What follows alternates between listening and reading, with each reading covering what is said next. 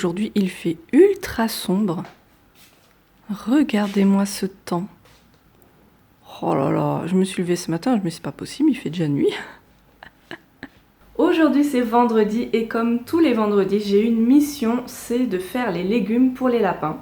J'en ai déjà fait une vidéo, mais mon petit chouka n'a plus ses dents de devant, donc il ne peut pas croquer. Si je donne un gros morceau de légumes, il ne peut pas manger parce qu'il ne peut pas croquer, le pauvre. Et du coup, je suis obligée, nous sommes obligés, de couper tous leurs légumes en tout petits bouts, tout petits. C'est ultra chiant, c'est ultra long, mais on n'a pas le choix, hein, sinon notre petit chouka ne peut pas manger. Donc du coup, moi, je fais les légumes du vendredi jusqu'au dimanche matin. Je fais des boîtes de légumes toutes prêtes pour leur donner. Et Benjamin les fait le dimanche, du dimanche soir jusqu'au jeudi soir. Voilà, on s'organise comme ça. Donc je vais faire ça et généralement ce que je fais c'est que soit j'écoute de la musique en faisant ça, parce que ouais, ça me prend facile 1 heure. Vraiment, ça me prend 1 heure de mon temps, c'est très long, mais il faut tout découper en tout petits bouts. Donc soit j'écoute de la musique, soit j'écoute des podcasts. J'aime beaucoup écouter des podcasts. En fait, dès que j'ai un truc à faire, genre je fais à manger, j'étends le linge, je fais un puzzle, je fais la vaisselle, ce genre de trucs, je me mets un petit podcast et vraiment j'adore. J'écoute beaucoup de transferts, j'aime beaucoup les histoires de transferts, j'aime beaucoup Méta de choc, alors vraiment, ça je vous le recommande à 200%, c'est des épisodes très longs, mais vraiment faites comme moi, écoutez-les au fur et à mesure. Moi je n'hésite pas à faire pause et écouter la suite plus tard. C'est vraiment passionnant, ça nous remet les idées en place, on va dire. Ça va aborder beaucoup de thèmes assez délicats dans notre société, mais je vous laisse découvrir, voilà, je vous laisse découvrir. Et sinon, j'écoute beaucoup de podcasts autour de la maternité, notamment Le Tourbillon et Bliss. Ouais, disons que depuis 2 ans, j'ai très envie d'être maman. Ce n'est pas encore le cas, je ne vais pas m'éterniser sur le sujet, je vous en parlerai plus tard quand le moment sera venu. Mais voilà, disons qu'au fond de moi, j'ai très envie d'avoir un bébé. Benjamin préfère qu'on attende. Donc voilà, en attendant que ce soit le moment, je m'abreuve de témoignages autour de la maternité, autour de la grossesse, autour de l'accouchement, autour du postpartum. Parce que je me dis, c'est pas mal aussi d'être bien renseigné avant de plonger corps et âme là-dedans. Donc ça me passionne et j'écoute tout ça. Donc je vais faire les légumes. Et après je vais aussi enlever mon vernis. C'est un peu la cata là. Il est temps quand même de m'enlever ça.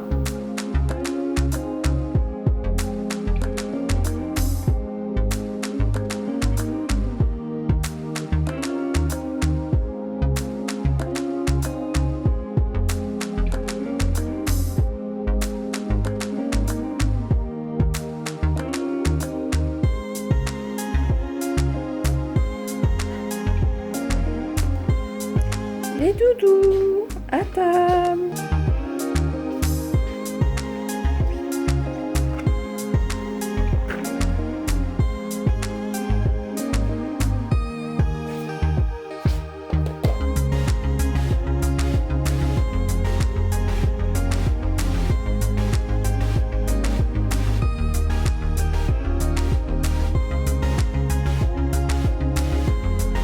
La dernière fois, on avait fait un petit gel douche ensemble et franchement, il a eu beaucoup de succès.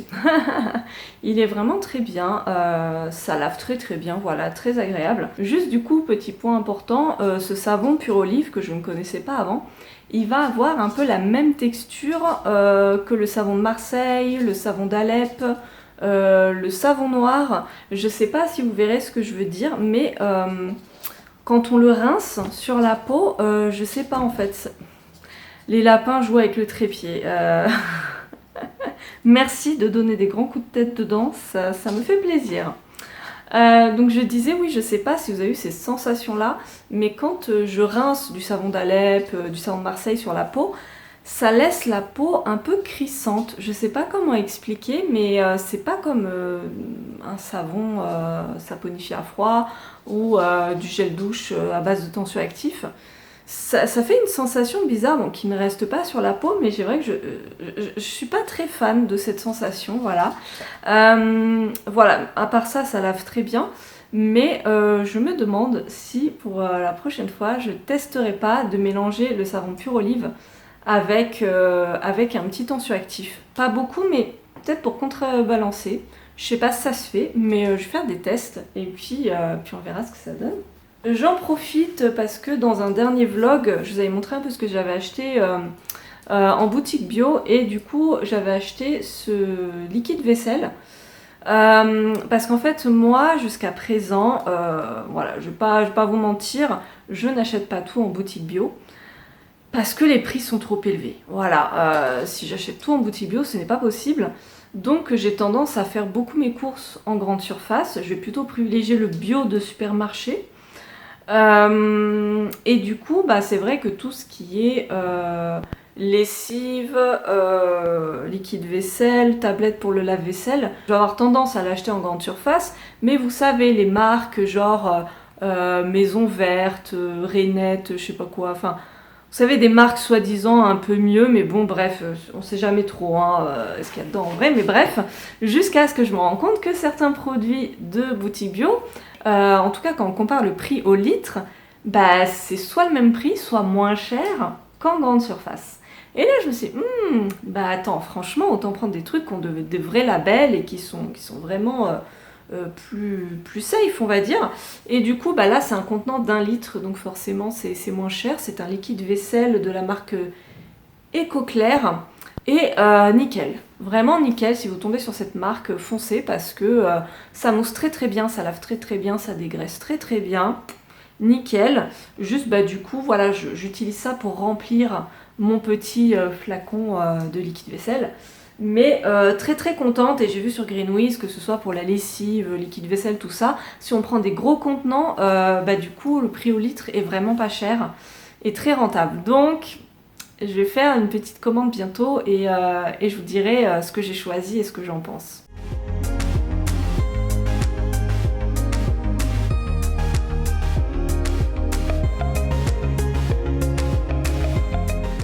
J'ai l'impression qu'il fait tellement sombre.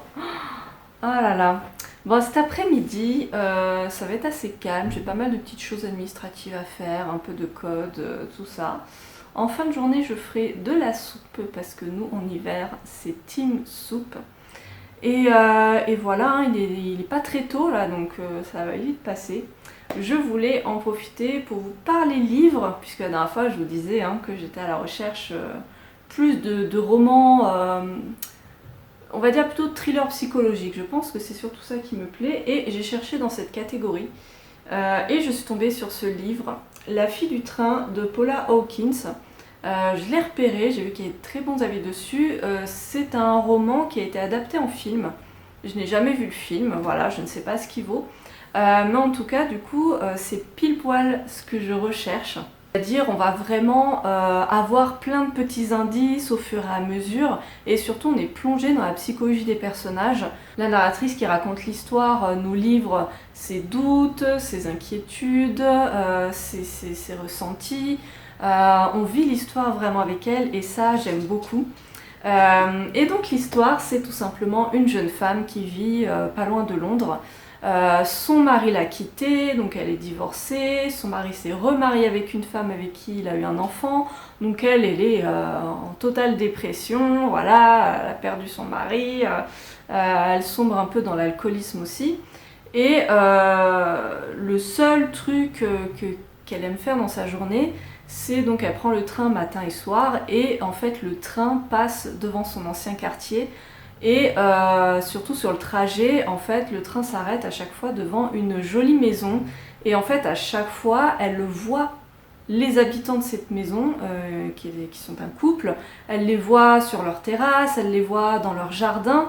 Et en fait, en les voyant tous les jours, elle va un petit peu s'imaginer leur vie, les trouver trop mignons, se dire là là, quel beau couple et tout, un peu s'imaginer leur place. Enfin, un peu s'attacher à eux alors qu'elle ne les connaît absolument pas. Sauf qu'un jour, elle découvre dans les journaux que cette jeune femme en question disparaît. Elle est portée disparue et comme elle la reconnaît à la photo, elle sait que c'est elle. Et bien qu'elle ne la connaît pas, elle se sent touchée par cette disparition et elle va vouloir, d'une certaine manière, enquêter pour comprendre qu'est-ce qui s'est passé. La grande question c'est est-ce qu'elle s'est fait tuer, est-ce qu'elle s'est enfuie avec un amant, enfin tout est possible. Et donc voilà, dans l'histoire on a plusieurs protagonistes et du coup là je pense que vous voyez mon marque-page, je suis vraiment à la fin, donc je suis en train d'avoir vraiment les grosses révélations, mais tout le long du roman c'est qu'est-ce qu'elle est devenue et si quelqu'un est responsable, qui c'est en fait. Et à chaque fois les protagonistes, on se dit c'est peut-être lui, c'est peut-être elle, tout est possible en fait. Donc livre super intéressant. Je vous le recommande à 200%. Je voulais aussi vous partager un cadeau de Noël que j'ai eu et qui m'a beaucoup touchée. C'est tout simplement ce couscoussier. Ça fait longtemps que j'en veux un. Et j'ai ma tante qui m'avait promis de m'en offrir un. Et tout le challenge c'était d'en trouver un qui soit compatible avec les plaques à induction que j'ai. Donc là c'est chose faite. Parce que pour la petite histoire, vous n'êtes peut-être pas nombreux à le savoir, mais j'ai des origines kabyles du côté de mon père. Et donc le couscous dans la famille, c'est c'est culturel quoi, c'est tout un truc. Et vraiment, je me souviens du couscous de ma grand-mère. Oh, aïe aïe aïe aïe aïe, une tuerie. Déjà, ceux de mes tantes sont vraiment délicieux, mais j'avoue que celui de ma grand-mère, c'était inégalable. Et voilà, depuis que je suis petite, j'ai l'habitude moi qu'on me fasse du couscous, mais là, j'ai 34 ans, donc je me dis, c'est à moi maintenant d'apprendre à faire du couscous. Il faut que j'apprenne, que je le maîtrise, sinon comment je vais transmettre ça aussi à mes enfants si j'ai la chance d'en avoir un jour. Donc la sauce en elle-même, elle est assez simple à faire, hein, voilà, quand on sait cuisiner des légumes, quand on a la recette ça va, mais le plus dur c'est la semoule, puisque non, faire de la semoule, de la vraie semoule de couscous, ce n'est pas juste comme le taboulé français où vous mettez ça dans un saladier avec de l'eau chaude, on attend 5 minutes et puis c'est bon. C'est pas du tout ça. Ce n'est pas du tout ça, il faut vraiment faire chauffer la semoule à la vapeur, ensuite vraiment bien la malaxer pour séparer les grains, rajouter un peu d'eau, encore malaxer, puis rajouter un peu d'huile d'olive, malaxer, puis encore nanana. C'est très long, on va voir le doigté, vous voyez. Et ma tante m'avait déjà appris une fois à le faire, mais il y a longtemps, mais je lui ai dit, le problème c'est que je n'ai pas de couscoussier, donc je ne peux pas en refaire chez moi. Donc là, je vais pouvoir petit à petit m'entraîner. J'espère faire honneur à mes ancêtres et réussir à faire un bon couscous. Le challenge, ça va être surtout de lui trouver de la place parce que c'est gros quand même. Et où est-ce que je vais mettre ça?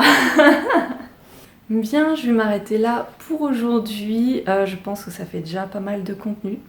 Dites-moi si ça vous plaît, ces petits vlogs, si vous préféreriez voir d'autres types de contenus ou que je vous montre d'autres choses dans mes vlogs. En tout cas, je pense que pour le prochain vlog, je vous parlerai aussi de mon bullet journal parce que je vais bientôt recevoir mon nouveau bullet journal. Tous les ans, j'en achète un. Donc, ce sera l'occasion de vous montrer un peu comment je l'organise. Voilà, sur ce, je vous fais plein de gros bisous et je vous dis à très bientôt. Salut!